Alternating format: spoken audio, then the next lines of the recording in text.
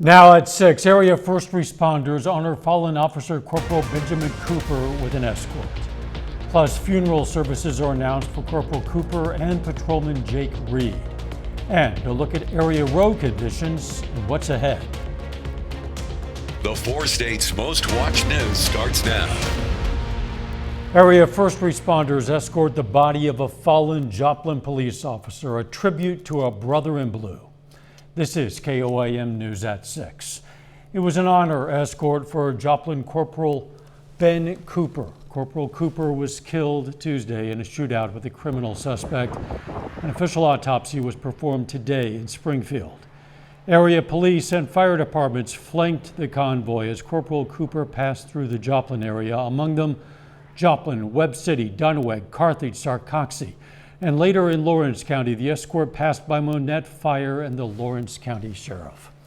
Mason Woodward Mortuary in Joplin published an official obituary for Corporal Cooper and announced funeral plans.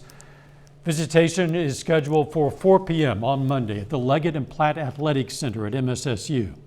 The funeral will be at 1 on Tuesday at the same location. Cooper was born in Tulsa in 1975. He graduated from Carl Junction High School in 1993. He served in the U.S. Army for 8 years, then became a member of the Joplin Police Department. Later, he worked for the Montezuma County, Colorado Sheriff before moving back to Joplin. Corporal Cooper was 46. Funeral services were also announced for Officer Jake Reed, killed in the same encounter. These services will also be at MSSU. Visitation will be on Thursday from 4 to 8 p.m. The funeral will be on Friday at 1. Officer Reed was 27. Officer Rick Hershey was also shot on Tuesday. At last report, Hershey was in serious but stable condition, recovering from a gunshot to the face. The police chief said Hershey will likely require numerous surgeries and a long recovery. The Joplin Police Department announced it will retire the radio numbers of Corporal Cooper and Officer Reed in the coming days. Officials say an officer's radio number becomes a part of their identity and adds another piece to the brotherhood of law enforcement. Corporal Cooper's radio number was 222. Officer Reed's number 270. Some snow early today. Let's check in with Nick Kelly. And as advertised, we were glad to see the snow clear out as we got into this afternoon. And even though we had plenty of cloud cover, still seeing plenty of it from 7th and Rangeline. The angle of the sun and temperatures close to freezing, if not a bit above it, allowed the majority of the major roads to melt off whatever snow accumulated throughout the course of the day. That being said, we're not seeing much on the radar right now, but we're still seeing mostly cloudy skies. That's because the upper level wave that helped to bring in the snow late last night and certainly this morning, it's yet to pass on through. So as long as this is still around, I'm not going to rule out a few flurries, but the overall emphasis for the rest of the night is for the system to clear out. And as temperatures take a dip into the upper single digits and lower teens, any roads that might still be slushy or a bit wet could lead to some patchy black ice, so that's something to be mindful of. But Dow, I see us going from cold this evening to quite cold for Sunday morning, but fortunately temperatures really looking to ramp up as we go into next week. Forecast in a bit. See you then. The snow we got overnight left area roads slick, at least for a time. Throughout the day, the roads have mostly cleared. This is video from Joplin. Officials want people to remember, even if the roads look safe, there could still be slick spots, so please do be careful. Road conditions in much of southeast Kansas haven't been too bad today, but drivers should still be cautious. KOAM's Rati Sarosky joins us live from Cherokee County with. In southeast Kansas, road conditions have improved greatly. Any driving concerns won't really come in until later tonight. We've been out since overnight clearing, and we're still out there. KDOT crews have been working to keep Kansas drivers safe, one road at a time.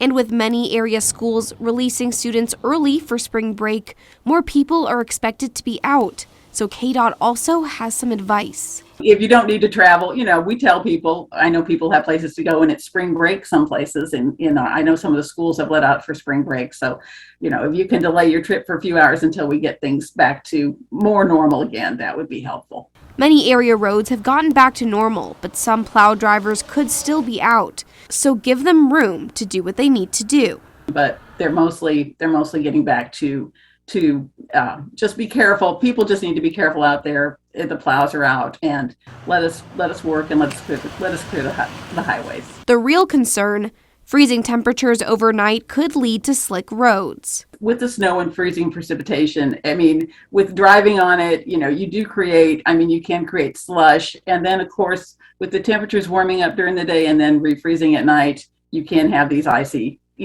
patches left. So yeah, you just want to be very careful. Snow or ice, it's all can be very slick. If everyone does their part to let road crews do their jobs, the faster the roads can be driven on safely. We just really appreciate the cooperation of the traveling public in helping us get the roads cleared. To be clear, roads tonight may have some slick spots, so if you do need to drive, be sure to take it slow and leave room for other drivers. Reporting live in Cherokee County, Bronte Sorotsky, KOAM News. Bronte, thanks. Coming up, the Joplin Regional Airport is losing an airline, but not until it's replaced. Plus, Oklahoma legislators advance a half dozen bills to restrict abortions. Joplin Airport is losing an air service provider, but not before it's replaced. SkyWest Airlines notified the U.S. Department of Transportation that it plans to end United Express service at 29 regional airports, including Joplin. However, the Department of Transportation issued a hold-in order on the service, meaning it cannot be terminated until a replacement airline is chosen and begins operations. SkyWest is expected to maintain its current schedule until then. They say the service is ending because of a pilot shortage. Some Kansas lawmakers have revived long-standing efforts to change how state Supreme Court justices are selected. The Senate Judiciary Committee approved 2 rival proposals to amend the Kansas Constitution. One proposal would have the governor nominate new justices and require their confirmation by the Senate. The other would have prospective justices run in partisan statewide elections. The measures will go to the full Senate for debate. Last Saturday, Reno County, Kansas was devastated by the Cottonwood Complex fire. As flames grew higher around Beverly Johnson, she got out of her car, ran down her driveway about 200 feet, and jumped into her pond. There, she was eventually reunited with her husband, Roger. TJ Cleland reports. Come by me, honey bunny. The Cottonwood Complex fire Saturday destroyed basically everything the Johnsons had. They tell me just being back, smelling the smoke, and looking at all the damage brings them back to that day. The fire was as tall as the trees, and it come over the top of my Explorer, and I was talking to my daughter. I says, I'm going to burn up. I says, goodbye, I love you.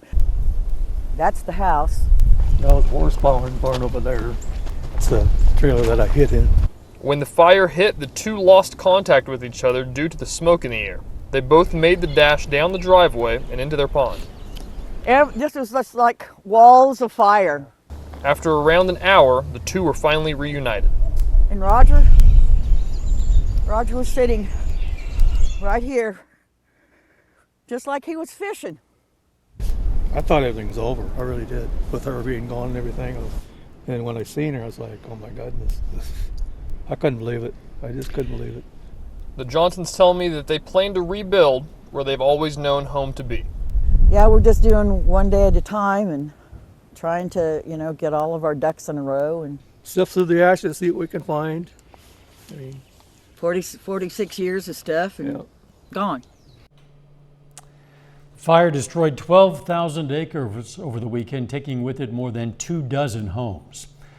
The Oklahoma Senate approved a half dozen anti-abortion measures, including a Texas-style abortion ban that allows private lawsuits against those who perform abortions.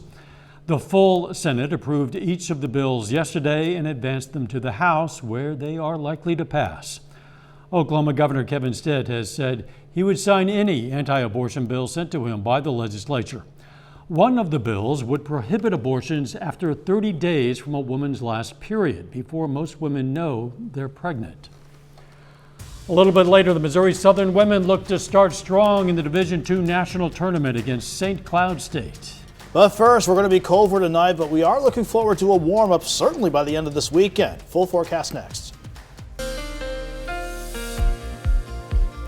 It was nice that the snow cleared out, the bulk of it for sure, as we got this afternoon underway. But as advertised, we did see from Lander Chevrolet, the camera on the southeast side of Joplin overlooking Interstate 44, that any snow that fell ranged between 1 to 2 inches for the most part, a couple areas pushing up to 3 inches. But the roads were certainly tricky this morning. They do not look tricky now, at least that part of Interstate 44. And the same goes for much of the area. We all had to deal with this band of light to sometimes moderate snow this morning, but certainly once we got the afternoon underway, the snow, the emphasis on that was just it clearing out to the south and east. We still got plenty of cloud cover, but at least for now, we're not seeing anything on the radar network to suggest any other surprises on the way in. So that's certainly good. And sticking with what Doug's been saying, hopefully this is our last decent shot for snow as we really start to roll into spring.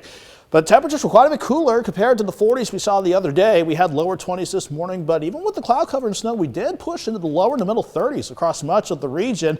So that did allow for the snow to melt quite a bit, and the roads certainly look okay from 7th and Range Line too. 31 in Joplin with the north wind at 9. Not a strong breeze, but it does make it feel like 23 outside. So there is a bit of a bite to the air if you have any outdoor plans this evening. And the same goes for much of the region. Most of us now are in the lower to middle 30s, but you factor in that breeze, even though it's lighter, it feels like maybe the lower to upper 20s all across the board. So we're going to hold on to the cloud cover to start the evening out, but it's going to clear overnight, and as it does, we'll go from the lower 30s where we're at now through the 20s for the rest of the evening and down to the upper single digits and lower teens tonight. So downright cold for Saturday, but then we're going to really start to crank the thermostat back up throughout the rest of the weekend. The bulk of the system is to the south and east of us now. At the surface, we just have one quick cold front. That'll just keep us cold, but at least back above freezing for tomorrow. Then this upper level wave. It's yet to pass on through, and until it does, I'm not going to rule out maybe a few random snow flurries with the cloud cover that's still holding on, but this will clear out into Saturday, and the building jet will allow temperatures to finally warm back up nicely, making all of this accumulating snow, not much of it, but a distant memory for sure by the time we head into Sunday. So, holding on to mostly cloudy skies for a good portion of the evening with maybe a few flurries, but overnight, the emphasis will be on skies turning mostly clear. And a downright cold night with some upper single digits in some spots like Joplin bottoming out around 12 degrees.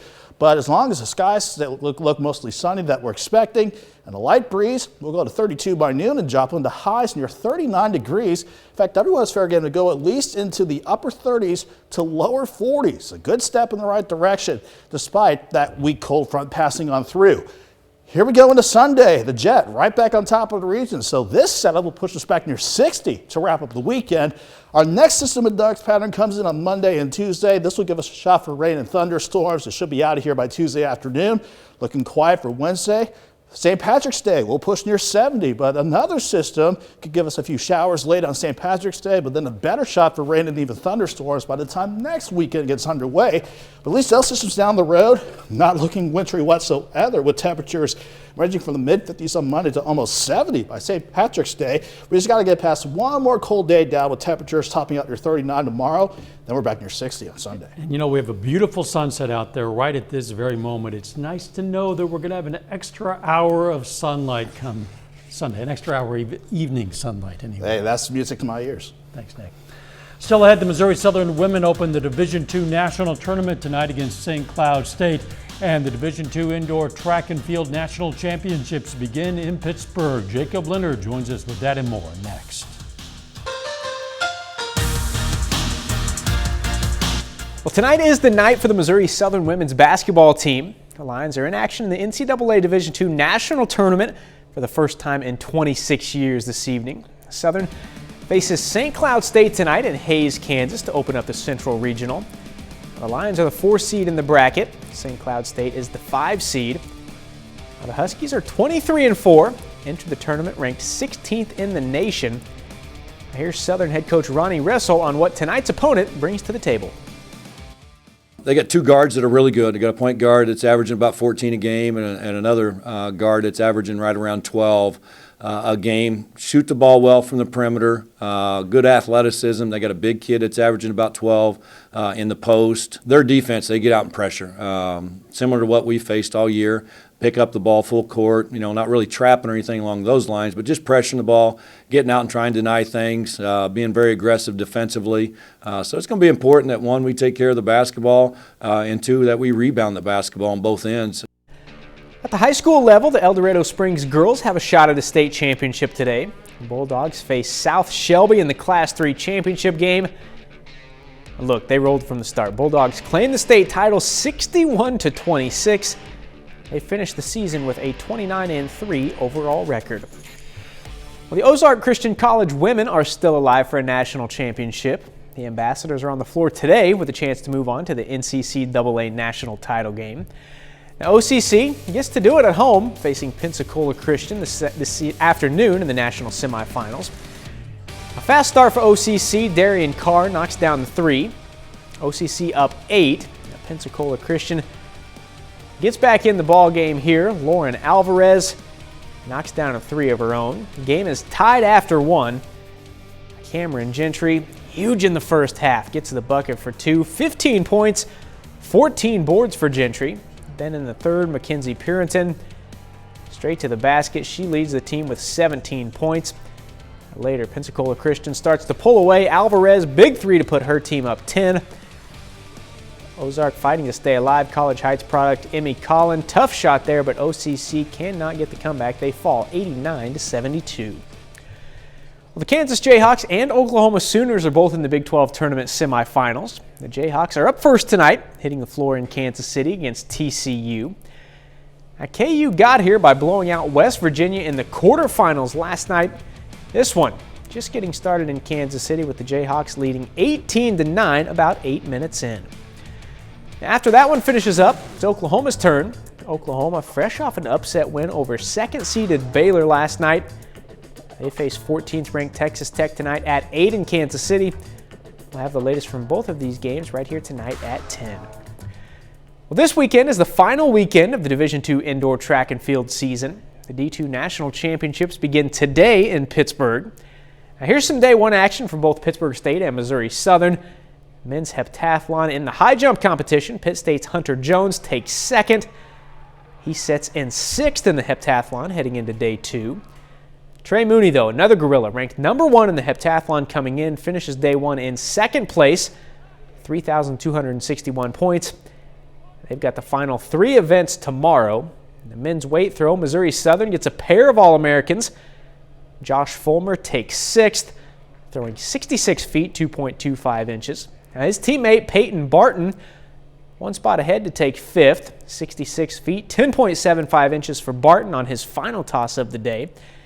And finally, Pitt State freshman Kyla Davis in the pole vault. She clears 13 feet, 7.25 inches on her first attempt, and that's enough. The freshman claims the pole vault national title for Pittsburgh State.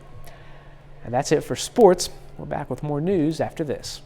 Take time now to honor a local veteran. Wayne McGaw served in the U.S. Army in 1967 and 68. The Altoona, Kansas native was stationed in Vietnam, and we salute Sergeant Wayne McGaw, a 4-state hero. Here's a look at what's coming up on KOAM News at 9 on Fox 14. The price for a gallon of gas continues to skyrocket, and some people are now taking drastic and illegal actions to fill up their gas tank. Also, we're learning new information about the growing threat of cyber attacks from Russia against the U.S. That and a lot more tonight at 9 on Fox 14. It's going to be cold tonight, but then the thaw will continue. Yeah, a temporary pause on that thaw and the melt, for lack of a better expression, will be in the upper single digits to lower teens tomorrow morning, but back above freezing and even near 40 tomorrow, but pushing 60 on Sunday. Plus, we spring forward on Sunday. Music to my ears. You bet. Final sports notes. We told you the El Dorado Springs girls won a Class 3 state championship tonight. They ended the season on a 14-game winning streak to do that. That's impressive. Thanks for joining us. We'll see you right back here for KOAM News at 10. Let's make it a great evening.